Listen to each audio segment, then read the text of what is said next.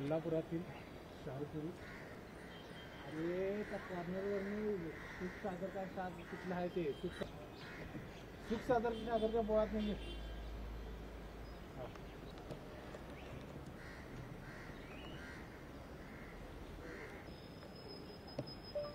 कुंभार गल्लीत तू मेन रोडला जा ते सुख सागर हॉटेल नाही कॉर्नरवरचं रे नाही का नाही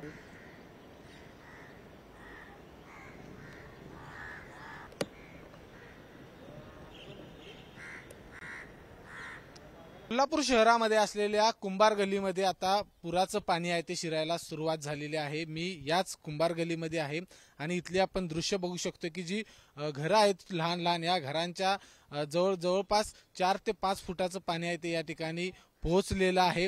जयंती नाला आहे तो या गल्लीच्या शेजारून वाहत येतो आणि ह्या जयंती नाल्याचं पाणी आहे ते पूर्णपणे या कुंभार गल्लीमध्ये शिरलेलं आपल्याला पाहायला मिळते।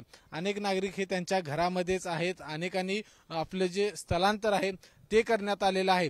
एकूण जर बघितलं तर अतिशय जयंती नाल्याच्या जवळ ही सगळी कुंभार गल्ली आहे आणि दरवर्षी ज्यावेळी पंचगंगा नदीचे पाण्याची पातळी वाढते त्यानंतर पहिल्यांदा पाणी येतं ते याच कुंभार गल्लीमध्ये पाणी येतं।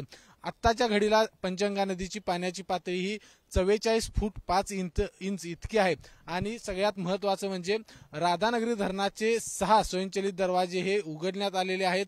म्हणजे राधानगरी धरणामधून देखील खूप मोठा विसर्ग आहे तो भोगावती नदीमध्ये होतोय आणि तिथून पुढे पंचगंगा नदीमध्ये हा सगळा विसर्ग आहे तो येऊन मिसळत असतो। एकूण जर बघितलं तर हे आता महावितरणचे सगळे कर्मचारी आहेत जे या पुराच्या पाण्यामध्ये शिरून इथल्या लाईट आहे ती बंद केलेली आहे, कुठलाही अनुचित प्रकार घडू नये याच्यासाठी महावितरणचा हा प्रयत्न आहे तो सुरू झालेला आपल्याला पाहायला मिळतोय।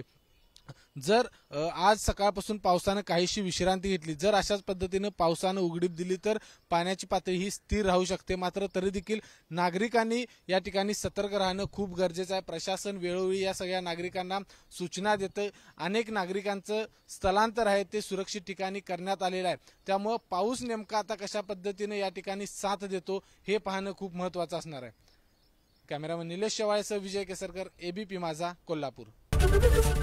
एबीपी माझा, उघडा डोळे बघा नीट।